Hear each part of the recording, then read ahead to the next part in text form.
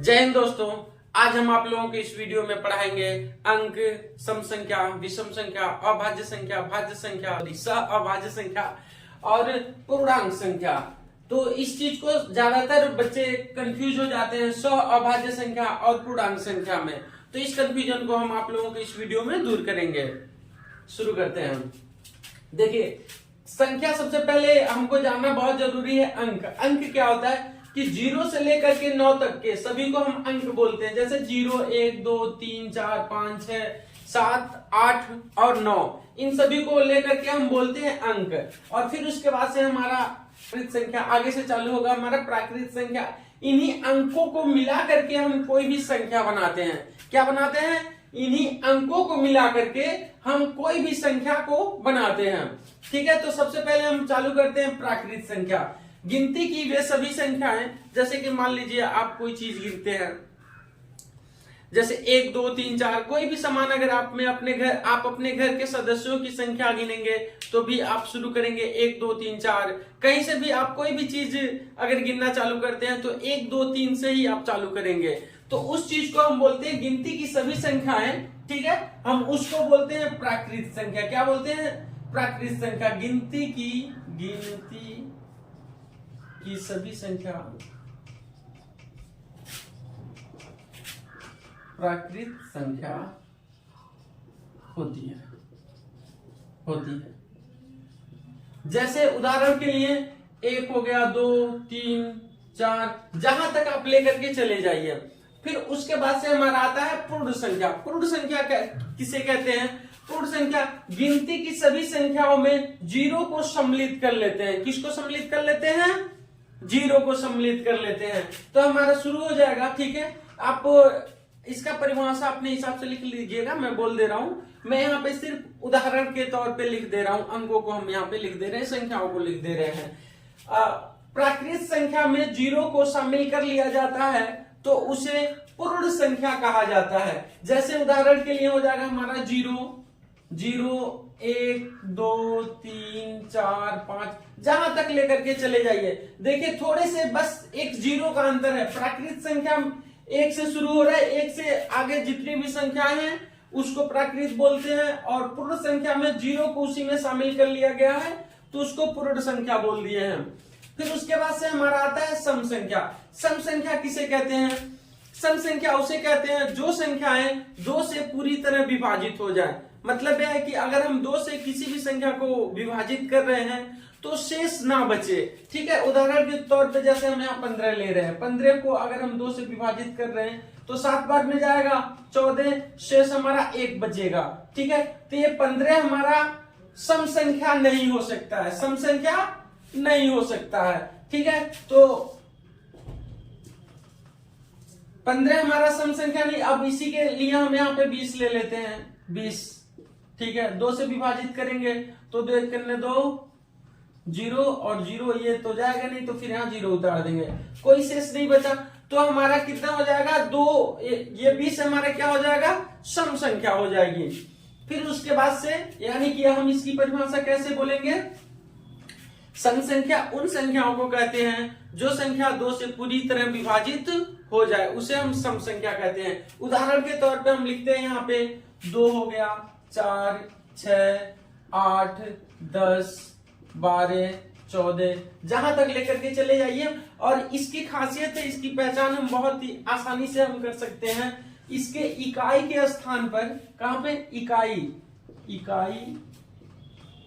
के स्थान पर 0, 2, 4, 6 और 8। ठीक है, सम संख्या के इकाई के स्थान पर सिर्फ यही 5 अंक होते हैं। 0, 2, 4, 6, 8 इकाई के स्थान पर। जहां जिस भी संख्या के इकाई के स्थान पर ये अंक दिखे, समझ जाइए वो सम संख्या है। अब फिर उसके बाद हम आते हैं विषम संख्या। विषम संख्या किसे कहते हैं? ठीक इसी का उल्टा, सम संख्या का उल्टा हो जाएगा। ठीक है, जो संख्याएं 2 से विभाजित करने पे पूरी तरह विभाजित नहीं होती हैं, एक शेष आ जाता है, उसे हम विषम संख्या कहते हैं। तो उदाहरण के तौर पे जैसे हो जाएगा हमारा 1 हो जाएगा, 1 को 2 से विभाजित करेंगे तो नहीं होगा। ठीक है, 3 हो गया, 5 हो गया, 7 हो गया, सॉरी 9 हो गया, 11, 13, 15, ठीक है। तो ये सब संख्याएं हमारी क्या हो जाएंगी, विषम संख्या। फिर उसके बाद से आता है हमारा अभाज्य संख्या। अभाज्य संख्या यहाँ पे बहुत से लोगों बहुत जल्दी भूल जाते हैं, समझ में तो उन लोगों को आता है, लेकिन यहाँ पे मैं क्लियर करके आपको बता देता हूँ। विषम अभाज्य संख्या, अभाज्य संख्या किसे कहते हैं, जो संख्याएं एक और स्वयं के अलावा किसी भी संख्या से विभाजित ना हो। अभी देखिए यहाँ पे सम संख्या में हम क्या पढ़ाए हैं कि वह संख्या जो 2 से पूरी तरह विभाजित हो जाए उसे विषम सम संख्या कहते हैं। और अभाज्य संख्या में एक और स्वयं के अलावा, ठीक है, अलावा व किसी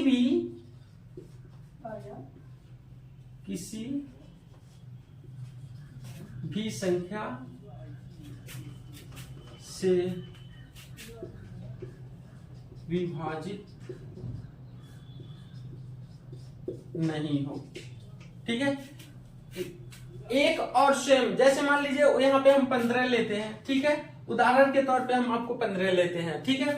तो 15 को अगर हम विभाजित करेंगे तो 1 से तो भाग चला जाएगा, 1 15 बार में बहुत आसानी से कट गया 0 0, ठीक है। और फिर उसके बाद से 15 से भी विभाजित करेंगे तो 15 करने 1 बार में विभाजित हो गया। अब फिर उसके बाद से हम इसी को 15 को 3 से भी भाग देंगे तो कट जाएगा, ठीक है। 15 भागा 3 करेंगे तो भी बहुत आसानी से कट जाएगा 5 बार में, 5 3 5 15 0 0, ठीक है। और फिर इसी को 5 से भी विभाजित करेंगे तो भी ये 15 कट जाएगा 3 बार में, ठीक है। तो अब देखिए यहाँ 15 4 संख्याओं से विभाजित हो जा रही है, ठीक है। तो इस वजह से 15 क्या है, हमारा अभाज्य संख्या नहीं होगी। अब उदाहरण के तौर पे अगर हम 19 लेते हैं, 19, ठीक है, तो अगर इसको हम 1 से विभाजित करेंगे तो हो जाएगा 1 भागा 19, ठीक है। तो हमारा हो गया कितने बार में, 19 बार में हो गया 19, ठीक है, 0 0। अब फिर उसके बाद से हम लेते हैं 19 को ही 19 से भाग देते हैं, एक बार में चला गया, हमारा आ जाएगा 19 0 0, ठीक है। अब फिर उसके बाद से अब इसके अलावा 19 को विभाजित करने के लिए सोचिए एक बार, कोई और भी संख्या है, कोई संख्या नहीं मिलेगा, ठीक है ना। तो बहुत ही आसानी से आप समझ गए होंगे आप लोग कि हाँ अभाज्य संख्या किसे कहते हैं, जो संख्या एक और स्वयं के अलावा किसी भी संख्या से विभाजित नहीं हो, और स्वयं के अलावा किसी भी संख्या से विभाजित नहीं हो उसे हम अभाज्य संख्या कहते हैं। इन लोगों को मिटा देते हैं। उदाहरण के तौर पे हम यहां आपको लिख देते हैं, हो जाएगा हमारा 2 2 3 5 7 11 13 17। आपको उस तरह आप इसे ऐसे भी याद कर सकते हैं। देखिए नवोदय के लिए सबसे जरूरी है कि आप कम से कम 200 तक अभाज्य संख्याओं को याद कर लीजिएगा, ठीक है। जो संख्याएं किसी के भी पहाड़ा में ना आए, ठीक है, वो संख्याएं अभाज्य होती हैं। जो संख्या किसी के भी पहाड़ा में ना आए, ठीक है, वो संख्याएं क्या होती हैं। देखिए यहाँ पे जिस भी अंक को संख्या को आप लेते हैं वो किसी के भी पहाड़ा में नहीं आएंगी। मैं अगले वीडियो में मैं आपको इसको 200 तक का अभाज्य संख्या बता दूंगा। फिर अब आता है हमारा भाज्य संख्या। भाज्य संख्या किसे कहते हैं। भाज्य संख्या ठीक अब इसका उल्टा हो जाएगा। सम संख्या के ठीक उल्टा क्या हो गया था, विषम संख्या। फिर अभाज्य संख्या के ठीक उल्टा हो जाएगा हमारा अभाज्य संख्या। अभाज्य संख्या उसे कहते हैं जो संख्याएं एक और स्वयं के अलावा किसी भी अन्य संख्या से विभाजित हो जाए। जैसे अभी हम यहाँ 15 लिए थे, उदाहरण 15, तो 15 हमारा 1 से विभाजित हुआ था, 15 हमारा 15 से भी विभाजित हुआ था, 15 हमारा 3 से भी विभाजित हुआ था, और 15 5 से भी विभाजित हुआ था। तो ये 15 हमारा कौन सी संख्या हो जाएगी, 15 हमारा हो जाएगा भाज्य संख्या। कौन सी संख्या हो जाएगी, भाज्य संख्या। इसका परिभाषा आप लोग लिख लीजिए। जो संख्या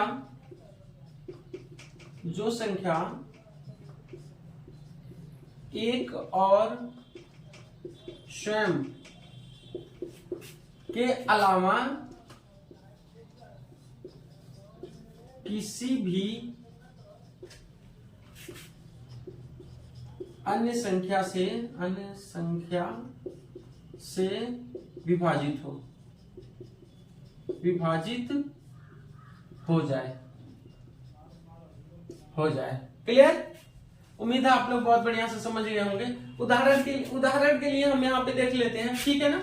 उदाहरण के लिए हम लिखते हैं यहाँ पे, जैसे कि मान लीजिए 4। अब कहेंगे 4 कैसे हो गया, सीधे आप 4 पे पहुंच गए, तो 1 हो नहीं सकता है, ठीक है, क्योंकि 1 से ही कटेगा और उसके अलावा किसी से भी नहीं कटेगा, तो 1 नहीं हो सकता है। 2 अभाज्य संख्या है, 3 भी अभाज्य संख्या है, ठीक है। फिर उसके बाद से, इसलिए भाज्य संख्या हमेशा चालू होता है 4 से।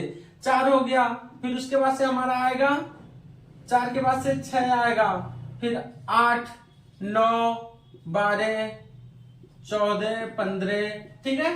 तो वो संख्या जो अभाज्य, इसको इस तरह से भी आप बोल सकते हैं, जो संख्याएं अभाज्य नहीं है वो संख्याएं भाज्य होती है। लेकिन ये थोड़ा कॉन्फिडेंस लेवल आपके अंदर नहीं दिखेगा कि हाँ आप क्लियर करके डिफिनीशन याद किए हैं, भाज्य संख्या को बढ़िया से समझे हैं। इस वजह से आपको इसकी परिभाषा कोई भी पूछे तो ऐसे ही बोलिए कि जो संख्याएं एक और स्वयं के अलावा किसी भी संख्या से विभाजित हो जाए उसे भाज्य संख्या कहते हैं। तो अब अगला हमारा आता है सहभाज्य संख्या। क्या आता है? सहभाज्य संख्या। सहभाज्य संख्या क्या होता है? जिन दो संख्याओं का मौसो, क्या जिन दो संख्याओं का या 3 संख्याओं का, जो भी हो, ठीक है, जिन संख्याओं का, चल क्यों नहीं रहा यार,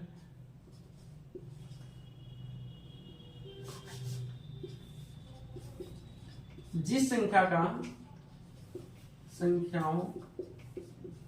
का मौसो लसमसा, उम्मीद है आप लोगों को मालूम होगा। अगर नहीं मालूम होगा तो मैं आगे चल के आप लोगों को पढ़ा दूंगा, ठीक है। तो जिन संख्याओं का मौसो 1 हो उसे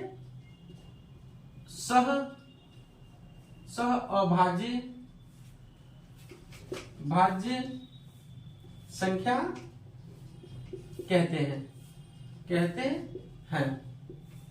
क्लियर हो गया? जैसे उदाहरण के तौर पे हम यहाँ लिखते हैं, जैसे मान लीजिए यहाँ पे 15 हो गया और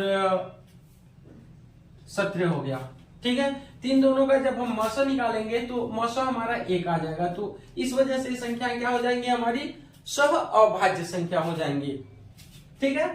फिर उसके बाद से आता है हमारा पूर्णांक संख्या। पूर्णांक संख्या देखिए, इसमें बहुत से लोग थोड़े से कंफ्यूज हो जाते हैं और बहुत से लोग याद भी नहीं कर पाते हैं।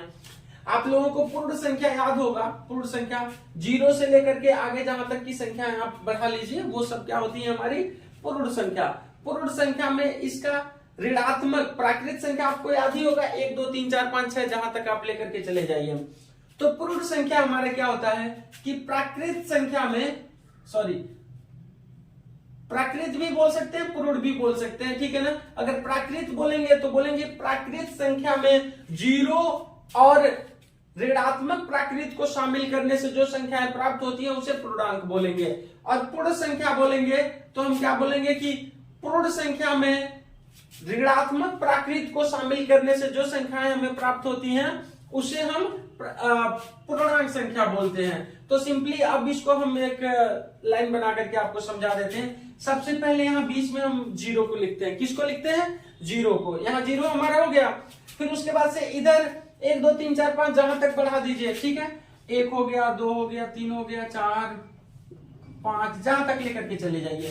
फिर अब ऋणात्मक है तो ऋण जान ही रहे हैं आप लोग, ऋण है तो माइनस, ठीक है, -1 -2 -3 -4, ठीक है, जहां तक इधर भी लेकर के चले जाइए। इन सभी संख्याओं को हम क्या बोलेंगे? पूर्ण संख्या। क्या? पूर्ण संख्या। कहे तो पूर्ण संख्या का परिभाषा आप सिंपली लिख लीजिए, ठीक है, कि पूर्णांक संख्या का परिभाषा आप लिख लीजिए कि पूर्ण संख्या में ऋणात्मक प्राकृत संख्या को शामिल करने से जो संख्याएं प्राप्त होती हैं उसे हम पूर्णांक संख्या बोलते हैं। क्लियर? अब चलिए इसी में थोड़े से हम आपको 1 आध 2 4 क्वेश्चंस बना करके बता देते हैं कि जो एग्जाम लिया जाता है उसमें कैसे आपको थोड़ा कंफ्यूज करने की कोशिश किया जाता है। जैसे बोल दिया जाएगा, ठीक है, कि 0 कौन सी संख्या नहीं है, ठीक है, तो उसमें ऑप्शन दे देगा पूर्णांक संख्या, पूर्ण संख्या, प्राकृत संख्या। तो कौन सी संख्या नहीं है? देखिए 0 पूर्ण संख्या में भी है और पूर्णांक संख्या में भी है, बस किसमें नहीं है, प्राकृत संख्या में नहीं है। प्राकृत की जगह और भी कोई इसमें से उठा करके दे सकता है। ठीक है, नेक्स्ट है हमारा, सिंपली पूछ लेगा कि सबसे छोटी सह अभाज्य संख्या क्या है। तो सबसे छोटी सह अभाज्य संख्या, बहुत से लोग कंफ्यूज हो जाते हैं, वो लोग ज्यादातर लोग मार देते हैं टिक 2 पर मारेंगे, नहीं तो 1 पर मारते हैं। ज्यादातर लोग 1 पर ट्रिक मार देते हैं, ठीक है, तो वो गलत हो जाता है। सबसे छोटी सह अभाज्य संख्या, सॉरी, सबसे छोटी भाज्य संख्या क्या होगा हमारा, 4 होगा। क्या हो जाएगा, 4 हो जाएगा। फिर उसके बाद से ऐसे ही करके क्वेश्चन पूछा जाएगा, ठीक है, कि प्राकृत 2 वह कौन सी छोटी से छोटी संख्या है जो अभाज्य भी है और सम भी है। ठीक है, तो कौन सी वह छोटी संख्या है जो अभाज्य में भी है। अभाज्य कहां गया हमारा, अभाज्य में देख लीजिए, यहाँ 2 आ गया, और सम कहे तो यहाँ पर 2। ठीक है, तो वह छोटी सी संख्या कौन है, 2 है, जो सम भी है और हमारा अभाज्य भी है। ठीक है, क्लियर दोस्तों। तो फिर मिलते हैं अगले वीडियो में, जिसमें हम कुछ और पढ़ाएंगे। और